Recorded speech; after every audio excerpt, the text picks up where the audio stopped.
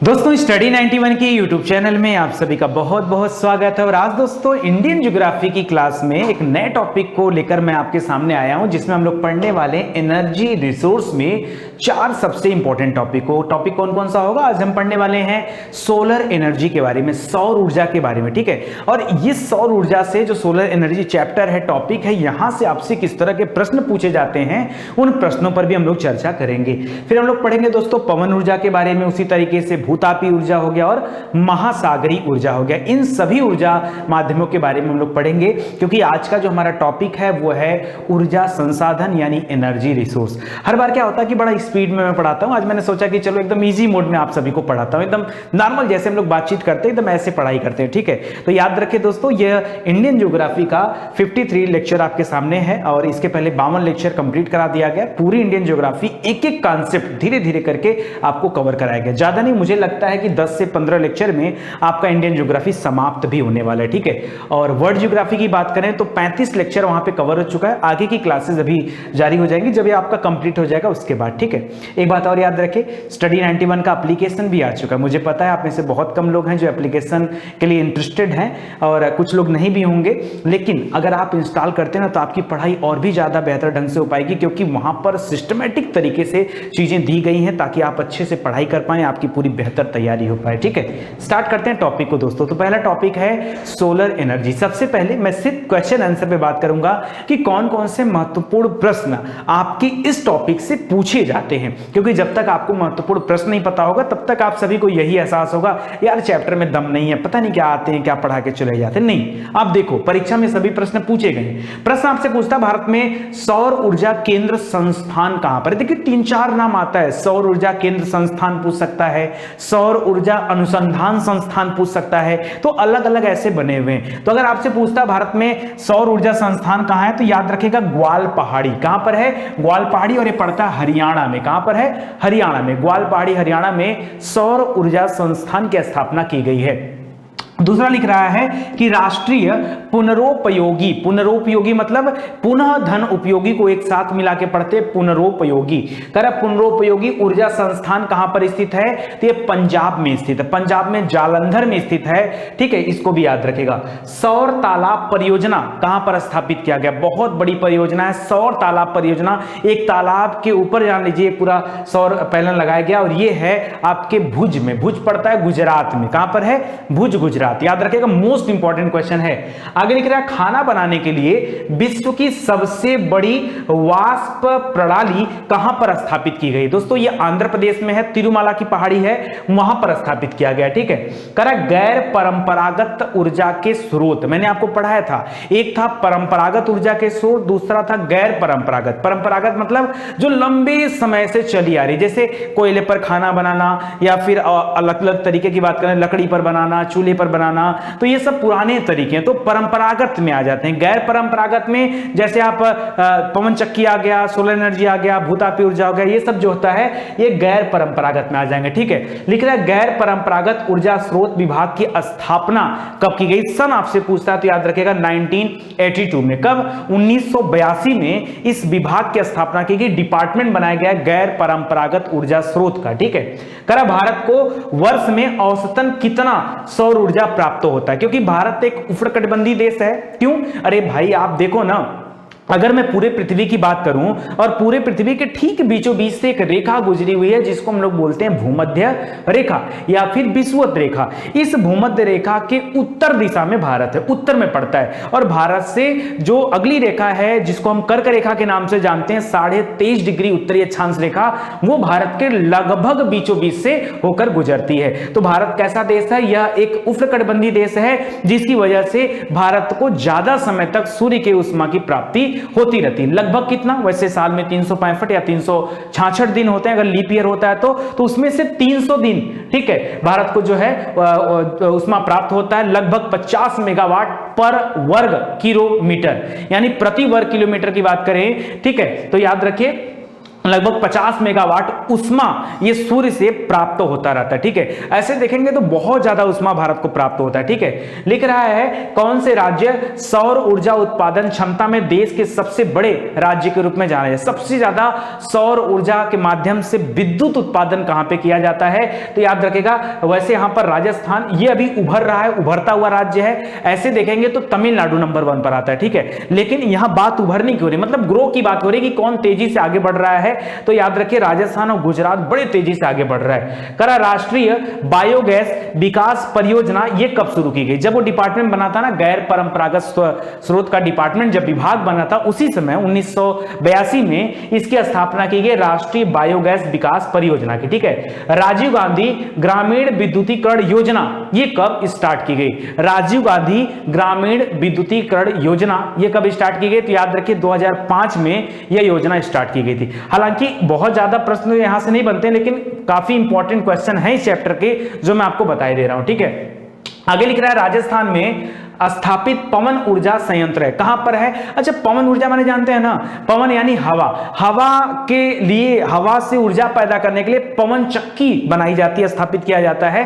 और इस तरह की पवन चक्कियां आपको कई बार समुद्रों में देखने के लिए मिल सकती हैं, या फिर किसी पहाड़ी एरिया में मिल सकती हैं, या किसी भी ऐसे स्थान पर जहां बहुत तेजी के साथ हवा चलती है वहां पवन चक्की लगाई जाती है। तो याद रखिए राजस्थान पे पवन ऊर्जा संयंत्र कहां पे लगा हुआ है? तो जैसलमेर, जैसलमेर सब पश्चिमी राजस्थान में है। वहां पे एक जगह है अमर सागर, या फिर जोधपुर में, जोधपुर दोस्तों आपने नाम सुना होगा, बड़ा भव्य जगह है राजस्थान का। वहां पर एक जगह है फलौदी, और देवगढ़ है, ये चित्तौड़गढ़ में पड़ता है। ये 3 जगह पर पवन ऊर्जा संयंत्र लगाए गए हैं।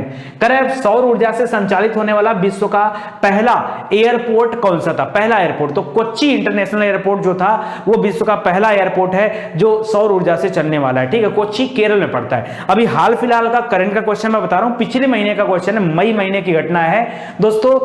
एक पूरा का पूरा शहर ही सौर पैनल पे लगाया जा रहा है, मतलब वहां पूरे शहर में केवल सोलर एनर्जी से जो है सब कुछ कार्य हो पाएगा, और वो शहर बन रहा है सूर्य नगरी। सूर्य नगरी कोणार्क को कहा जाता है। ठीक है, ये आपको उड़ीसा में पड़ता है, और उसके लिए ये पूरी व्यवस्था बनाई गई। मई वाले करंट अफेयर में आपको पढ़ाया भी गया, weekly current affair, daily current affair और मंथली करंट अफेयर, तीनों में क्वेश्चन मैं आपको पढ़ाया था, आपको याद होगा। ठीक है, तो याद रखिएगा।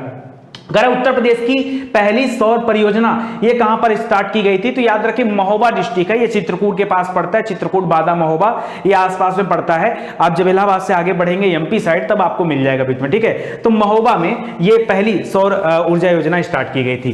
कह रहे सौर ऊर्जा से पूर्णतः विद्युतीकरण भारत का पहला गांव कौन सा है? तो पहला गांव है आंध्र प्रदेश में भारत का, जो पूरी तरह से विद्युतीकरण की बात कर रहा है, नाम है शाजिलीपल्ली। ठीक है, कह रहा सोलर इंपल्स स्विट्जरलैंड में। कह इसका मतलब क्या है? कह पहली पूर्णतः सौर ऊर्जा चलित विमान है सोलर इंपल्स। ठीक है, उसके ऊपर के जो प्लेट्स है ना, वो उस पर जो है पूरा का पूरा सौर पैनल लगा हुआ और उसी से चार्ज होकर वो विमान उड़ता है। कह एशिया का सबसे बड़ा पवन ऊर्जा केंद्र कहां पर है? दोस्तों ये गुजरात में है, कच्छ में पड़ता है, मांडवी नाम की जगह के पास। कह एशिया का सबसे बड़ा पवन फार्म समूह कहां पर है? यह तमिलनाडु में स्थापित है। ठीक है, तो इस सब प्रश्नों को याद रखिए। एक्सान, गाजप्राय, मिंग, यानविंग पावर ग्रुप किन देशों की ऊर्जा कंपनी हैं? तो अलग अलग है। जैसे एक्सान है वो अमेरिका की कंपनी है, गाजप्राय है वो रूस की कंपनी है, और मिंग यानविंग ये तो आपको याद आ रहा होगा, इस तरह के नाम चीन में होते हैं तो वो भी याद रखेगा।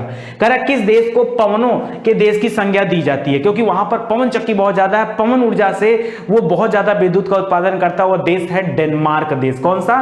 डेनमार्क देश, याद रखेगा। ठीक है, कह रहा है सोलेक्सा क्या है? सोलेक्सा क्या है? कह रहा नई दिल्ली में सौर ऊर्जा से चलने वाला देश का पहला रिक्शा है, उसका नाम था सोलेक्सा। ठीक है, तो उसको आप याद रखिएगा। चलिए, ये तो कुछ महत्वपूर्ण प्रश्न हो गए। अब अपने टॉपिक की तरफ बढ़ते हैं और देखते हैं कि कौन कौन से पॉइंट इस पूरे के पूरे चैप्टर में आपको याद रखने पड़ सकते हैं। तो सोलर एनर्जी यानी सौर ऊर्जा के परिप्रेक्ष्य में कुछ बातचीत करते हैं। जितनी बातें बताऊंगा पूरी बातें आप याद रखिएगा। ठीक है, चलिए आगे बढ़ते हैं दोस्तों। तो पहली बात कह रहा है कि सूर्य से प्राप्त होने वाली विकिरण ऊर्जा, ये जो सूर्य से ऊर्जा आती है, उष्मा जो आती है, जो हमारे पृथ्वी तक पहुंचती है, इसी को विकिरण ऊर्जा का नाम दिया जाता है, रेडिएशन एनर्जी का नाम दिया जाता है। आप सभी जानते हैं, फिजिक्स वाले चैप्टर में आपको पढ़ाया गया था। कह रहा है जो विकिरण ऊर्जा है, यही विकिरण ऊर्जा ऊर्जा सौर ऊर्जा कहलाती। क्या कहलाती है? सौर ऊर्जा कहलाती। एक लाइन में कहें तो सूर्य से मिलने वाली ऊर्जा को सौर ऊर्जा कहा जाता है।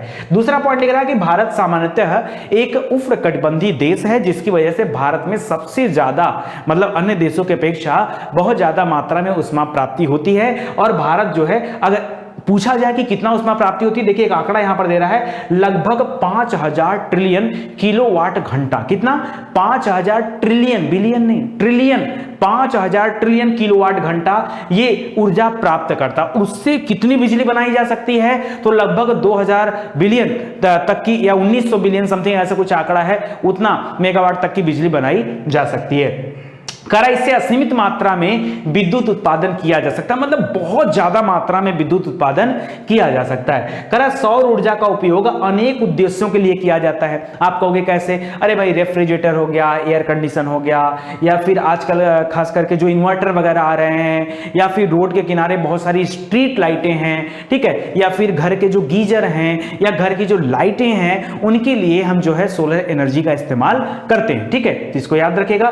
करा वर्तमान में दो माध्यम से सौर ऊर्जा को उपयोग में लाया जा सकता है। दो तरीका हैं जिनके माध्यम से इस सौर ऊर्जा को हम अपने उपयोग में ला सकते हैं। भाई वो दो तरीका कौन कौन सा है? पहला है सौर तापीय तकनीकी। क्या नाम है? सौर तापीय तकनीकी। ठीक है, करा इसका मतलब है सोलर थर्मल टेक्निक। अभी इसके बारे में डिटेल से बताता हूं आपको। और दूसरा है सौर फोटोवोल्टिक टेक्निक। यानी एक कौन सा? एक तापीय है, यानी एक थर्मल टेक्निक है, एक फोटोवोल्टिक तकनीक है। ठीक है, ये दो अलग अलग तकनीक है जिसके माध्यम से आप सोलर एनर्जी का इस्तेमाल कर सकते हैं। तो दोनों के बारे में डिटेल से पढ़ते हैं। लेकिन उसके पहले अगर बात आती है कि सोलर ऊर्जा के उत्पादन में पहला स्थान किसका है, तो याद रखिए तमिलनाडु का पहला स्थान है। राजस्थान का स्थान है, लेकिन आगे चल के वो किस स्थान पे? दूसरे नंबर पे, लेकिन बड़े तेजी से आगे बढ़ जा रहा है। बहुत जल्दी वो क्या करेगा? तमिलनाडु को पीछे छोड़ देगा। तो तमिलनाडु, राजस्थान, गुजरात, आंध्र प्रदेश और तेलंगाना, ये सीरियल क्रम है, ये भी आप याद रखिएगा। आगे बात आती है कि भाई ये थर्मल टेक्निक क्या है, ये फोटोवोल्टिक तकनीक क्या है। ये दोनों अलग अलग तकनीक है, तो इस तकनीक में है क्या, जरा ध्यान से देखिएगा और इत्मीनान से समझिएगा। ठीक है, क्योंकि नहीं समझेंगे तो नुकसान भी आपका है। सुनिए, यहां लिख रहा है कि इस तकनीक, किस तकनीक से?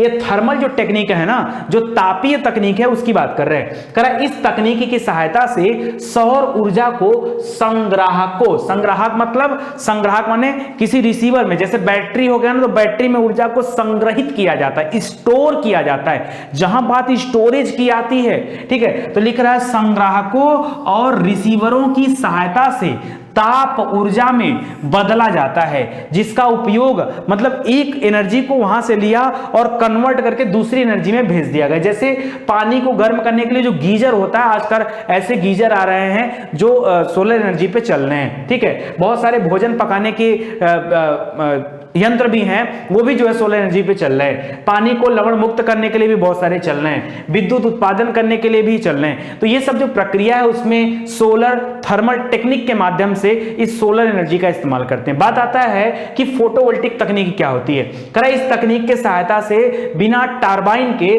ठीक है, सौर विकिरण को सीधे विद्युत ऊर्जा में परिवर्तित कर लिया जाता, सीधे, इसमें ज्यादा तामझाम नहीं होता है, जिसका उपयोग पानी को पंप करने, सड़कों तथा दूर दराज के क्षेत्रों, मकानों, व्यावसायिक उद्योगों के लिए प्रकाश और अन्य रूपों में करते हैं। दोस्तों आपने देखा होगा, मैं आपको एग्जांपल दे रहा हूं, अक्सर दोस्तों आपने देखा होगा कि एक फोटोवोल्टिक प्लेट होती है, ठीक है, जो आपके छतों पर लगाई जाती है।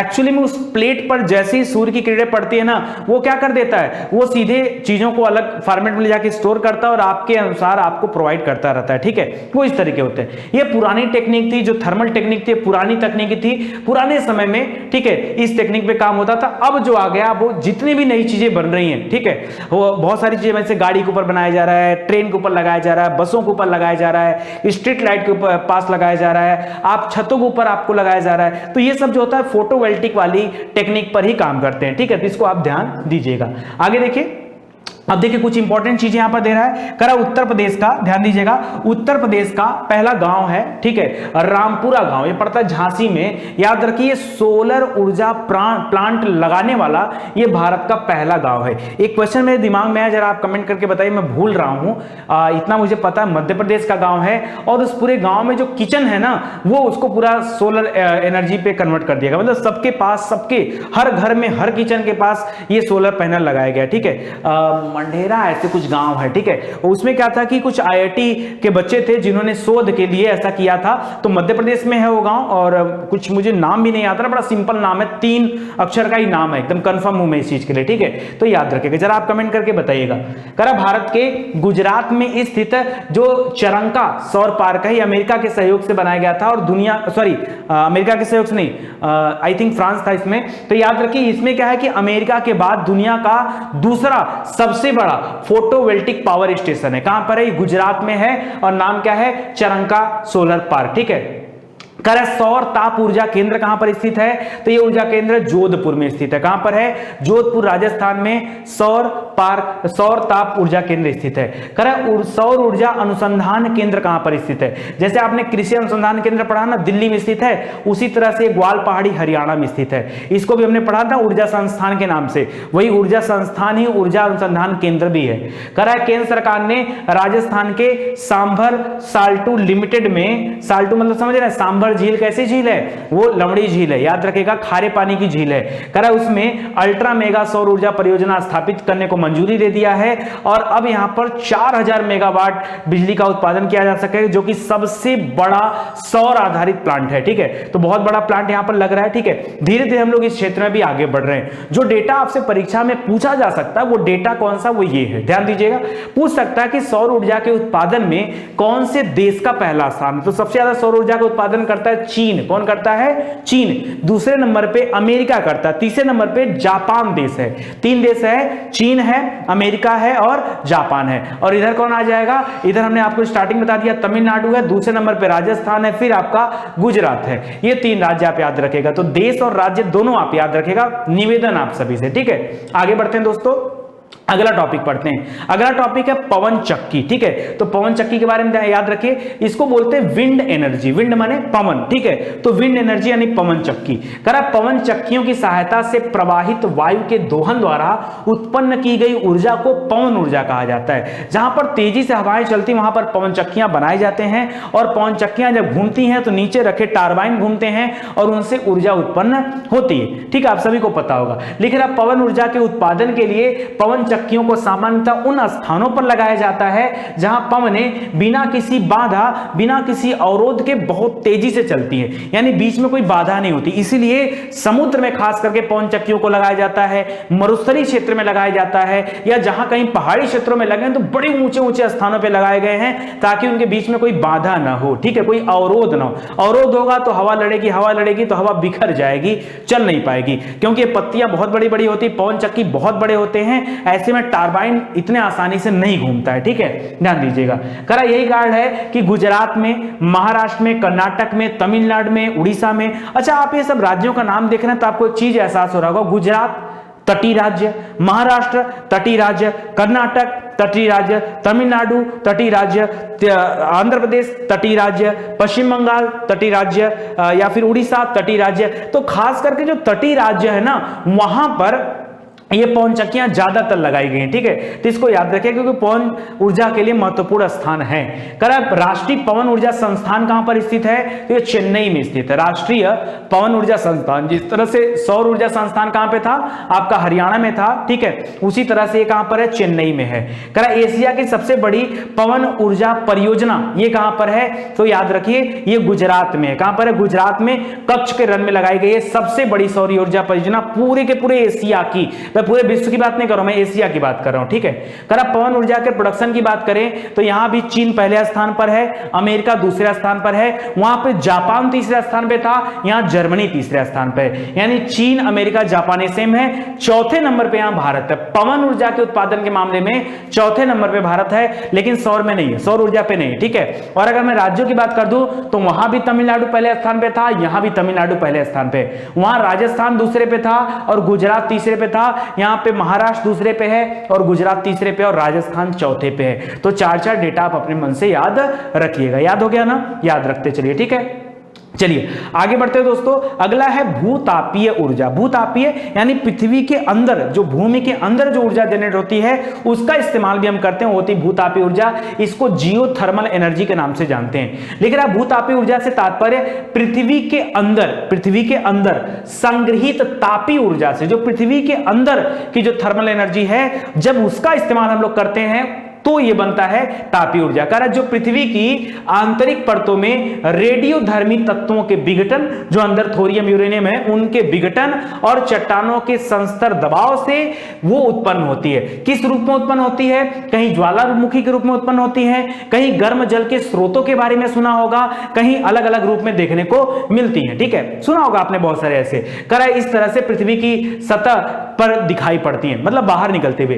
करा वर्तमान में इसके व्यावसायिक उत्पादन का 88% विश्व के मात्र 7 देशों के द्वारा किया जाता है। पूरे दुनिया के 7 देश इस तरह के भूतापीय ऊर्जा के उत्पादन में 88% का योगदान लेते हैं। वो देश कौन कौन सा है? अमेरिका है, फिलीपींस है। फिलीपींस क्यों भैया? क्योंकि फिलीपींस वाली जो बेल्ट है ना, वहां पे बहुत ज्यादा मात्रा में ज्वालामुखी पाए जाते हैं, तो ये उसका व्यावसायिक उपयोग कर रहा है। तो कर रहा है USA, America, Philippines, Indonesia, Mexico, Italy. Italy क्या है? ये सब देखिए, इटली हो गया, इंडोनेशिया हो गया, फिलीपींस हो गया, मैक्सिको हो गया।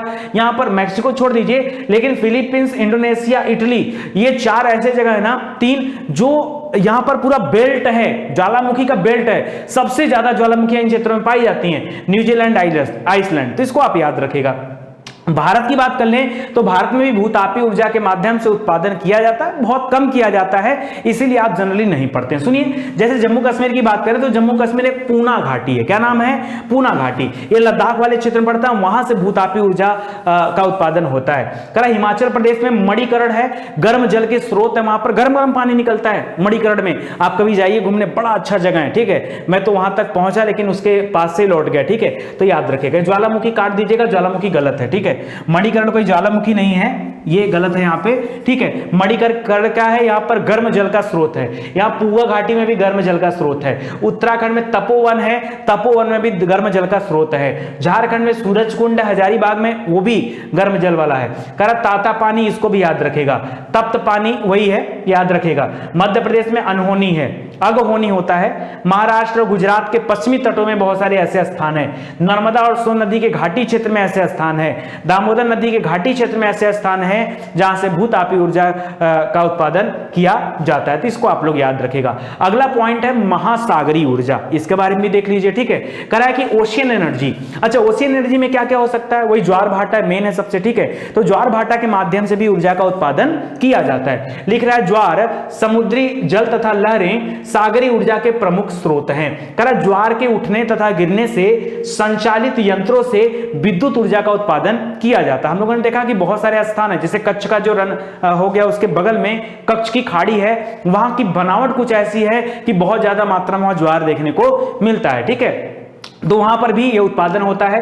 करा है भारत में खंभात की खाड़ी, यानी जो गुजरात वाला बेल्ट है, मैं आपको दिखा दे रहा हूं एक बार। ठीक है, अगर मैं ऐसे गुजरात बना दूं ऐसे, ठीक है, तो याद रखें जो ये वाला बेल्ट है ना, यहां पे भी खूब ज्वार आते हैं, जो ये वाला बेल्ट है यहां भी खूब ज्वार आते हैं। ठीक है, तो याद रखेगा, वही बता रहा है कि भारत में खंभात की खाड़ी, यहां पर आपकी कच्छ की खाड़ी है। ठीक है, यहां कच्छ की खाड़ी है और यहां खंभात की खाड़ी है। तो लिख रहा है खंभात की खाड़ी, कच्छ की खाड़ी, हुगली की एस्चुरी जो है, हुगली कहां पड़ता है? आप चले जाओ पश्चिम बंगाल साइड, तो वहां पे जो एस्चुरी है, ये सभी उसके लिए उपयुक्त स्थान है। करा इसका विभव लगभग 1000 मेगावाट तक होता है। समुद्र का जल महासागरीय तापीय ऊर्जा रूपांतरण अर्थात ओटेक ऊर्जा, इसको एक शॉर्टकट में ओटेक नाम दिया गया है। ओटेक मतलब ओशियन थर्मल एनर्जी कन्वर्जेशन। ठीक है, तो याद रखें, इसलिए ओटेक कहा जाता है। करा ये अक्षय ऊर्जा का स्रोत है। क्यों? जिस तरह से सूर्य से कभी ऊर्जा समाप्त होने वाली नहीं है, क्योंकि जिस दिन सूर्य समाप्त हो गया उस दिन धरती से जीवन समाप्त हो जाएगा। उसी तरह से पवन ऊर्जा भी कभी समाप्त होने वाला नहीं है, भूतापीय ऊर्जा भी नहीं समाप्त होने वाला है। और जो महासागरीय ऊर्जा है,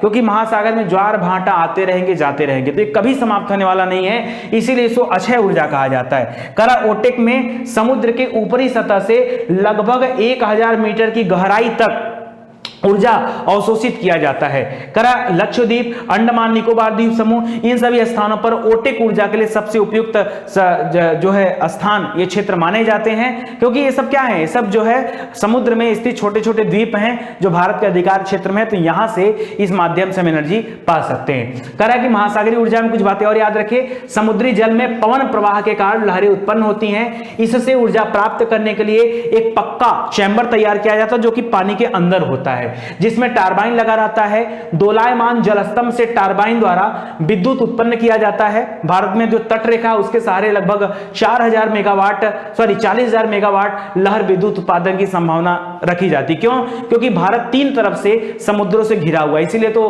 भारत को प्रायद्वीपी भारत भी कहा जाता है। ठीक है, तो ऐसा द्वीप जो 3 तरफ से भारत जल से घिरा हो उसे प्रायद्वीप कहा जाता है। तो लगभग 40,000 मेगावाट तो केवल हम लहरों के माध्यम से उत्पादन कर सकते हैं। करा भारत का प्रथम समुद्री तरंग विद्युत संयंत्र विजिंगम में लगाया गया है। निकोबार द्वीप समूह में मूस पॉइंट में भी समुद्री तरंग ऊर्जा की अच्छी संभावना देखने को मिल सकती है। तो आज के लिए दोस्तों बस इतना ही। एक बार मैं दिखाना चाहूंगा कि कैसे जो है समुद्री ऊर्जा हो गई या जो भी हो गया।